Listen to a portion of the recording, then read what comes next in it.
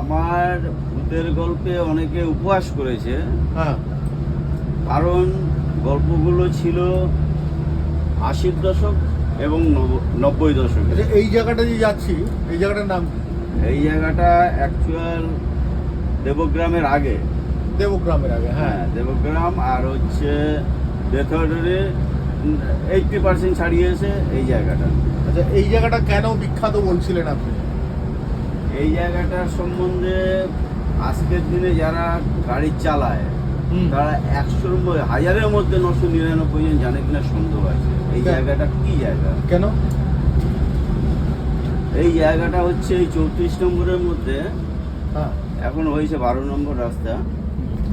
তো এই 34 নম্বরের মধ্যে এই একটা জায়গা ছিল কবরস্থান, কিন্তু এই জায়গায় একটু মাঝে মধ্যে আমরা যখন আগে চলতাম তখন সেই সময় গাড়ি খুবই কম চলতো, রাতে তো গাড়ি চলতোই না।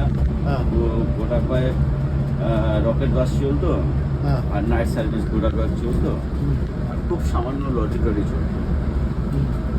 কিন্তু ওই জায়গাটা আসলে সে সময় একটু জঙ্গল টঙ্গল ছিল ওই জায়গাটা। কোন জায়গাটার নামটা কি যেন? দেবগ্রাম। দেবগ্রাম। দেবগ্রামের আগে আচ্ছা, ওই জায়গাটা একটু কাটা ভার হতো, সে সময় কিছু একটা অনেকের নজরে আসতো, এবং সেই সময় অনেক অ্যাক্সিডেন্টও হতো এখানে।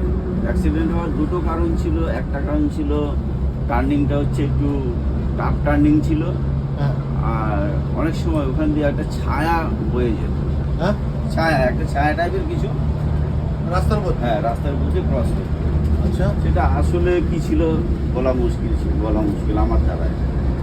আচ্ছা, আমার নজরে আসেনি, তবে আমি শুনেছি ওখান দিয়ে একটা ছায়া মতো অনেকের সঙ্গে অনেকের গাড়ির সঙ্গে লেগে গিয়ে গাড়ি অ্যাক্সিডেন্ট হয়ে গেছে।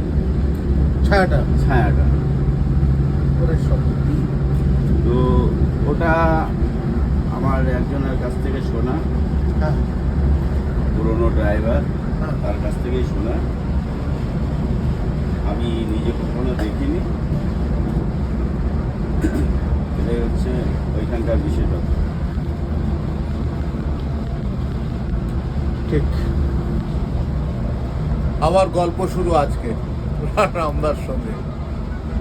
আমরা যতটা সময় পেরোবো একবারে সকাল পর্যন্ত গল্প করতে করতে চলে গেল।